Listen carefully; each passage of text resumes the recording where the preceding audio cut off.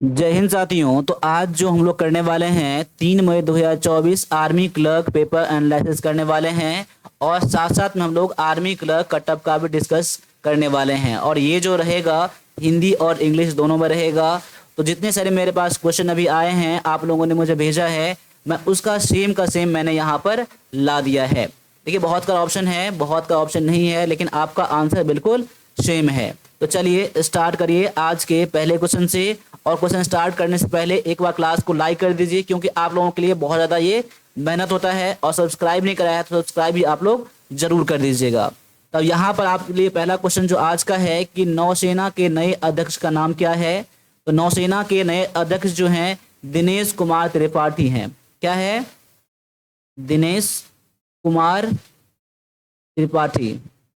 ठीक है, ये जो हैं अभी वे चीफ बने हैं, नेवी के बने हैं। इससे पहले जो थे हरि कुमार थे। कौन थे? हरि कुमार थे। ठीक है, जो कि अभी ये एग्जाम जो आपका पूछा गया है क्वेश्चन, ये 30 अप्रैल को ये चेंज हुआ है। बस आप अनाउंस तो पहले ही उसका हो गया था, लेकिन 30 अप्रैल को ये चेंज हुए हैं। 30 अप्रैल 2024 को चेंज हुए हैं।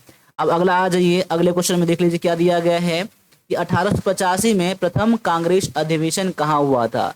तो प्रथम कांग्रेस अधिवेशन जो हुआ था वो कहाँ हुआ था? ये हुआ था बम्बई में हुआ था। और ये कब हुआ था? तो ये 1885 में हुआ था। और इसके जो अध्यक्ष थे वो कौन थे? तो ये थे आपके व्योमेश चंद्र बनर्जी थे, जिसे WC बनर्जी भी हम लोग कहते हैं। अगला क्वेश्चन आया था आपका कि निम्नलिखित में से भारत के किस राज्य में गणगौर उत्सव मनाया जाता है? गणगौर उत्सव मनाया जाता है, गणगौर फेस्टिवल मनाया जाता है। तो ये राजस्थान में मनाया जाता है, जिसमें देवी गौरी की पूजा किया जाता है। और ये महिलाओं के द्वारा किया जाने वाला ये फेस्टिवल मनाया जाने वाला है। ठीक है, अब यहाँ पर अगला क्वेश्चन था कि कौन सी नदी अरब सागर में गिरती है, यानी कि which river falls into the Arabian sea. ये नर्मदा रिवर है। तो यहाँ पर नर्मदा जो था आपका यहाँ पर आंसर था। और अगले क्वेश्चन में आया था कि त्वरण ज्ञात करने का सूत्र कौन सा होता है। तो यहाँ पर देख सकते हैं ऑप्शन नंबर डी में दिया गया है कि V-U/T जो है आपका ये त्वरण निकालने का फॉर्मूला है। देखिए त्वरण को हम लोग क्या कहते हैं? एक्सलेशन भी कहते हैं उसको। एक ए से हम लोग इंडिकेट करते हैं। और यहाँ जो V देख रहे हैं ये आपका फाइनल वेलोसिटी है, यानी कि अंतिम वेग है। और ये प्रारंभिक वेग को हम लोग U से इंडिकेट हम लोग करते हैं। ठीक है, अब आगे आ जाइए। अगला क्वेश्चन में था कि निम्नलिखित में से कौन सी अधातु है जो विभिन्न रूपों में मौजूद हो सकती है। कौन सा अधातु है, यानी कि नॉन मेटल है। तो ये आपका ऑप्शन में था कार्बन था। तो कार्बन यहाँ पर आपका आंसर हो जाता है। तो यहाँ पर जिसका आपका आंसर सही हो रहा है वो देख लीजिए। और साथ साथ में लास्ट में बताऊंगा कि इसमें कटअप कितना रहने वाला है, वो भी आप लास्ट में बताऊंगा। तो लास्ट तक बने रहिएगा आप। ठीक है, अब यहाँ पर अगला क्वेश्चन था कि सभी जीवन रूप की बुनियादी संरचना या कार्यात्मक इकाई जो है वो कौन सा होता है, किसमें होता है? सभी जीवन रूपी, जिसमें कि जीवन होता है, जिसमें कि लाइफ होता है। ठीक है, वो क्या होता है? सेल होता है। यानी कि सेल में क्या होता है? जितने भी लाइफ है, जिसमें कि जान है, सब में क्या होता है? सभी का जो यूनिट होता है वो क्या होता है? सेल होता है। तो यहाँ पर अगला क्वेश्चन था यहाँ पर कि निर्जीवों की कौन सी विशेषता नहीं होती है, यानी कि which is not characteristic of non living thing. यहाँ पर ऑप्शन मेरे पास नहीं है। क्वेश्चन ये था, बाद में इसका ऑप्शन आसान था, करने वाला था। एक क्वेश्चन जो आया था आपका राइट ऑफ फ्रीडम से आया हुआ था। तो यहाँ पर देख लीजिएगा कि आपका क्वेश्चन क्या आया हुआ था। अगला जो क्वेश्चन है आपका क्वेश्चन नंबर 10 में कि माइक्रोसॉफ्ट द्वारा विकसित कौन सा ऑपरेटिंग सिस्टम है, यानी कि which operating system is developed by Microsoft. ये है आपका विंडो। ऑपरेटिंग सिस्टम की बात कर रहा हूं यहाँ पर, तो विंडो था। ठीक है, अगला क्वेश्चन में आया था कि निम्नलिखित में से कौन सा एक GUI, जैसे कि ग्राफिकल यूजर इंटरफेस भी कहा जाता है, वो कौन सा ऑपरेटिंग सिस्टम है, यानी कि graphical user interface based system कौन सा है। तो विंडो ही है एक ग्राफिकल यूजर इंटरफेस आपका है। ठीक है, विंडो है ऑपरेटिंग सिस्टम। आगे दिया गया है मॉस का प्राथमिक उद्देश्य क्या है, यानी कि प्राइमरी पर्पस ऑफ मॉस क्या है। तो यहाँ पर देख लीजिएगा कि आपका ऑप्शन में क्या था। और एक क्वेश्चन जो आप आया था ये MS वर्ड से आया हुआ था। ठीक है, अगला है CPU क्लॉक स्पीड के बारे में आया था। और अगला जो क्वेश्चन आपका मैथ का है ये भी देख लीजिए। यहाँ पर क्वेश्चन क्या है कि एक चतुर्भुज के दो कोण 89 डिग्री 113 डिग्री दिया गया है, और दो कोण जो बचे हैं वो कितना है, बराबर हैं। तो बोल रहा है कि उसमें से एक कोण कितना है, यानी समान कोण कितना है। ठीक है, तो यहाँ पर देख लीजिए चतुर्भुज के चारों कोणों का योग कितना होता है, तो आपका 360 डिग्री होता है, जिसमें कि आपका एक दिया गया 89, दूसरा दिया गया 113, और तीसरा x मानेंगे और चौथा भी x हो जाएगा, क्योंकि दोनों कोण क्या है, आपस में बराबर है। अब जोड़ेंगे तो यहाँ पर क्या हो जाएगा, x 2x हो जाएगा यहाँ पर, प्लस में इन दोनों को जोड़ेंगे कितना हो जाएगा, यहाँ पर 9 3 12 का 2 हाथ में 1, 8 3 11 19 1 20, यानी कि 202 हो जाएगा, और 360 यहाँ पर दिया गया है। तो कह सकते हैं कि 2x बराबर में कितना हो जाएगा, 360 में से ये वाला घट जाएगा आपका, यानी कि 360 में से माइनस 202 आपका हो जाएगा, क्योंकि इस तरफ प्लस में है, इस तरफ माइनस में आ जाएगा। यानी घटाने के बाद अब कितना हो जाएगा, 8 ये हो जाएगा इधर, और यहाँ पर 8 5 और यहाँ पर 1 हो जाएगा 158। यानी कह सकते हैं कि 2x बराबर कितना होगा, 158, और x बराबर कितना हो जाएगा, ये हो जाएगा इस भाग लगा देंगे, 158 में 2 से भाग लगा देंगे तो आपका 7 9, यानी कि 79 हो जाएगा आपका यहाँ पर आंसर, जो कि ऑप्शन नंबर आपका डी में दिया गया था।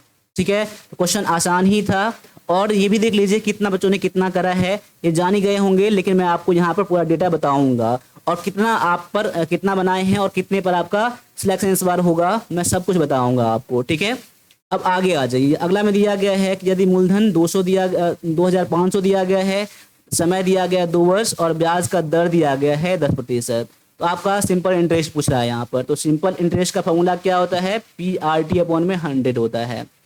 P यानी कि प्रिंसिपल, मूलधन यानी कि 2500 गुना में रेट दिया गया 10 और टाइम दिया गया 2 अपॉन में 100। यहाँ पर निकालेंगे तो 10 गुना 20, यहाँ पर हो जाएगा 500, जो कि 500 आपका यहाँ पर आंसर निकल रहा है। अब आगे देख लीजिए, अगला क्वेश्चन में दिया गया है कि 56 सेंटीमीटर व्यास की एक वृत्ताकार तार को एक आयताकार में मोड़ा जाता है। यानी देखिए यहाँ पर 56 मीटर व्यास दिया गया है, इसका रेडियस कितना निकल जाएगा, तो 56/2 निकल जाएगा, यानी कि 28 हो जाएगा, 28 सेंटीमीटर हो जाएगा। अब देखिए वृत्ताकार तार को मोड़कर क्या बनाया जाता है, आयताकार बनाया जाता है। तो देखिए यहाँ पर दोनों का परिधि क्या रहेगा, समान ही रहेगा ना, यानी कह सकते हैं कि वृत्त के परिधि, यानी कि वृत्त की परिधि यानी कि circle of A parameter of a circle, और इक्वल टू कितना हो जाएगा, पैरामीटर ऑफ ए रेक्टेंगल, यानी कि आयत की परिमिति, आयत की परिमिति कितना, इसका हो जाएगा कितना 2 इंटू में आपका देखिए यहाँ पर पहले मान लीजिए इसको 2 भुजा दिया गया है ना आयत का, तो एक का मान लीजिए 7x, दूसरा का मान लीजिए 4x मान लीजिए, तो कितना हो जाएगा, ये 7x 2 इंटू लंबाई प्लस में चौड़ाई होता है ना, तो 4x ही आपका हो जाएगा। ठीक है, इधर दिया गया 2 और पाई आर फार्मूला होता है ना, 2 पाई आर फार्मूला होता है, तो देख लीजिए यहाँ पर 2 पाई का वैल्यू कितना होता है, बचता में 7, और आर दिया गया मुझे 28 दिया गया है। इसको सॉल्व कर लीजिए आप लोग पहले। ठीक है, इसको सॉल्व करेंगे तो आपका x का वैल्यू यहाँ पर आ जाएगा, कितना आ जाएगा, 7 चौका 28, 22 दूना 44, 44 चौका 16, 17, यानी कि 176 आ जाएगा। ये आपका 7 4 11, यानी कि 11 दूना में 22, 22x हो जाएगा ये, यानी कह सकते हैं कि x बराबर में 176/22 हो जाएगा आपका। तो 22 कितना हो जाएगा आपका, काट निकालेंगे तो 8 निकल जाएगा, x बराबर में 8 निकल गया। अब देखिए यहाँ पर क्या आपका निकल जाएगा यहाँ पर, तो आपका लंबाई निकल जाएगा 8 है, x बराबर निकल गया तो 7 है ना, 7 8 56, यानी कि 7x दिया गया है आपका, 7x दिया गया है, 7 गुना में 8 कर लीजिए 56 निकल जाएगा, और 4x दिया गया है तो 4 गुना में 8 यानी कि 32 निकल जाएगा, चौराई आपका, एक निकल गया 56, एक निकल गया 32। अब इसका क्षेत्रफल निकालेंगे कितना निकल जाएगा, लंबाई गुना चौड़ाई, इन दोनों को गुना कर लीजिए तो आपका इतना आंसर निकल जाएगा। देखिए क्वेश्चन बहुत ज़्यादा लेंदी नहीं है, लेकिन समझाने के लिए इतना टाइम लगा है, इसमें 2 ही फार्मूला लगा है इसमें। ठीक है, अब यहाँ पर आगे आ जाइए, अगला क्वेश्चन में दिया गया है आपका कि आपका एक व्यक्ति 8 किलोमीटर प्रति घंटा के चाल से 10 किलोमीटर जाता है, और फिर 25 किलोमीटर प्रति घंटा के चाल से 20 किलोमीटर जाता है, तो उनका औसत चाल निकाल लीजिए। देखिए इसका औसत चाल निकालने के लिए हम लोग क्या करते हैं, यानी कि एवरेज स्पीड क्या हम लोग फॉर्मूला निकालते हैं, टोटल डिस्टेंस अपॉन में टोटल टाइम। ठीक है, तो टोटल डिस्टेंस कितना निकल जाएगा, पहले आपका 10 किलोमीटर चला था प्लस में, बाद में कितना चला है, तो 20 किलोमीटर चला है। अब टोटल टाइम कितना निकालेंगे, तो टाइम बराबर में क्या होता है, दूरी बट्टा में चाल होता है, यानी कि दूरी कितना है, पहले चला था 10 किसकी स्पीड से, तो यहाँ पर 8 की स्पीड से, प्लस में आपका फिर चला था 20 किलोमीटर 25 की स्पीड में। अब इतना का सॉल्व कर लीजिएगा, जो भी आपका आंसर आ जाएगा वही आपका आंसर हो जाएगा। ठीक है, अब अगला क्वेश्चन में देख लीजिए क्या कह रहा है यहाँ पर कि अन्नी एक केक 3/8 भाग खा लेती है और उसकी बहन शेष का जितना बच जाता है उसका इतना खा लेती है, तो बचा हुआ हिस्सा कितना है। मान लेते हैं कुल कितना है, 1 भाग था यहाँ पर। ठीक है, तो यहाँ पर देख लीजिए इसका आप लोग कितना 3/8 भाग खा लेता है, तो कितना बच जाएगा, 5/8 भाग बच जाएगा। कितना भाग बच गया, अब इतना भाग जो बचा है ना 5/8 भाग, उसका 4/5 भाग खाता है ना, तो इसका शेष का 4/5 कितना निकलेगा, तब हम लोग घटाएंगे। अभी नहीं घटाएंगे हम लोग। देखिए 4 दूना में 8 और 5 कट जाएगा, यानी 1/2 1/2 भाग खाता है, यानी इतना बचा था। अब इतना बचे 5/8 में से 1/2 को घटाना पड़ेगा, क्योंकि शेष का जितना बचा था उसका इतना खाया था ना, तो शेष इतना बचा था उसका पहले हम लोगों ने इतना निकाल दिया, यहाँ पर 1/2 आ गया।